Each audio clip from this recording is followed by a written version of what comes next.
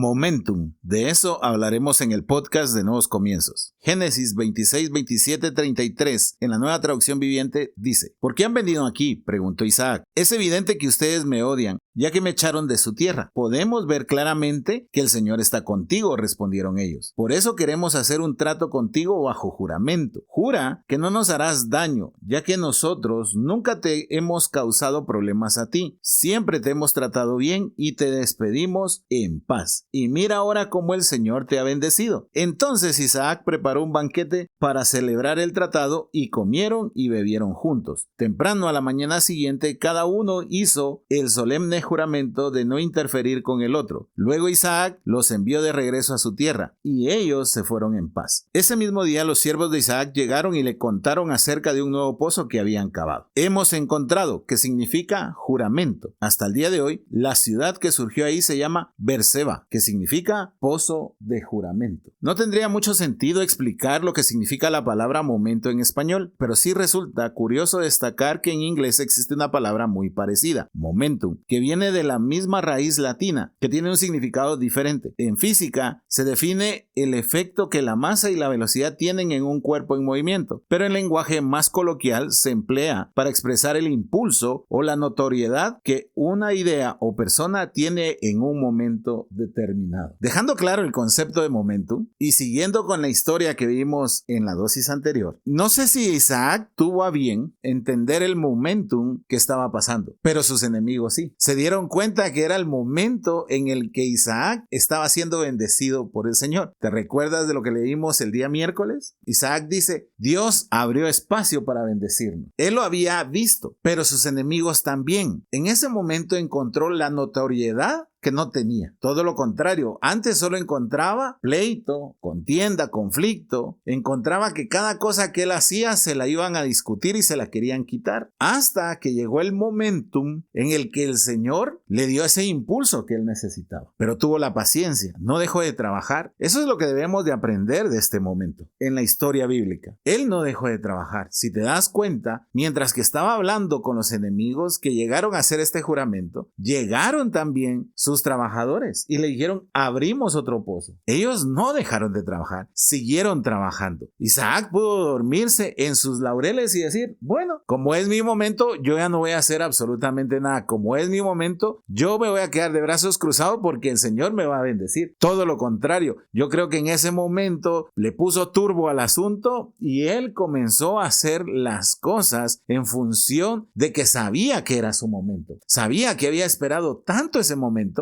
que no lo iba a desperdiciar. Sabes, es bien interesante, pero los cristianos hoy en día clamamos por ese momentum, clamamos por ese instante en el que el Señor cambia la situación, cambia las cosas. Pero ¿cuál es el problema que tenemos? Que cuando el Señor cambia las cosas, no sabemos cómo gestionarlo. Pensamos que el Señor nos dé su bendición significa que llegó el tiempo de descansar, y no, es cuando más debemos de trabajar, porque el Señor nos está proveyendo, el Señor nos está dando la oportunidad de ir más allá. Pero debemos de comprender que si Dios nos da ese momentum, nosotros lo debemos de convertir en una temporada. Debemos de procurar los recursos necesarios para trabajar, para salir adelante. Tanto que clamamos. Llega ese momentum cuando el Señor abre el espacio para bendecirte, y el que desperdicia la bendición somos nosotros mismos, porque estábamos tan afanados de que llegara ese instante que no entendimos el tiempo que estábamos viviendo. Y a algunos se les desaparece en un 2x3. No dura ni siquiera un par de meses ese momento y no saben qué hacer con ello. Llegó lo tan anhelado, llegó lo que se había pedido, se escuchó por fin tu oración, pero cuando llega ese instante no sabes qué hacer. Es como cuando tú pedías aquel regalo, aquel juguete, aquella muñeca que pedías y al fin te llegaba. Cuando abrías el regalo, por fin, 3 días estabas con esa emoción y de ahí se te olvidaba. Así hubieses esperado 3 años, 4 años, 5 años. A nosotros nos pasó, a mí me pasó. Recuerdo que nosotros rogamos a mi papá años años y años y años por unas bicicletas. Y tengo la foto y recuerdo el instante porque fue la primera vez que subí el volcán de agua. De premio mi papá me dio la bicicleta y le dio una bicicleta a mi hermano. Esa noche no paramos. Ahí en la cuadra en donde vivíamos le dábamos vuelta de esquina a esquina. Estuvimos toda la noche afuera, el siguiente día también. ¿Sabes dónde quedaron esas bicicletas un año después? Olvidadas en un rincón de la casa, oxidadas. Lo que habíamos pedido por tantos años, cuando se logró, no supimos qué hacer con ellas. Nos aburrimos en un instante. Y pareciera que eso nos está sucediendo a los cristianos. Clamamos, tenemos la capacidad, la fuerza y la fe para clamar tantos años, que cuando llega nuestro momentum, no somos unos entendidos de los tiempos. Primera de Crónicas 12:32 dice: de la tribu de Isaacar había 200 jefes junto con sus parientes. Todos estos hombres entendían las señales de los tiempos y sabían cuál era el mejor camino para Israel. En la Reina Valera dice entendidos en los tiempos. Pero me gustó más esta versión, la Nueva Traducción Viviente, porque dice entendían las señales de los tiempos. ¿Sabes? Debemos de comprender cuál es el tiempo que estamos viviendo. Por eso no hablo de un momento, sino de un momentum. Ese espacio en donde uno empieza a tomar notoriedad, en donde las cosas empiezan a suceder, tal como lo decía, que coloquialmente significa esa palabra. Debemos de entender que todos vamos a tener un momentum, o varios. Dios es el que decide, Dios es el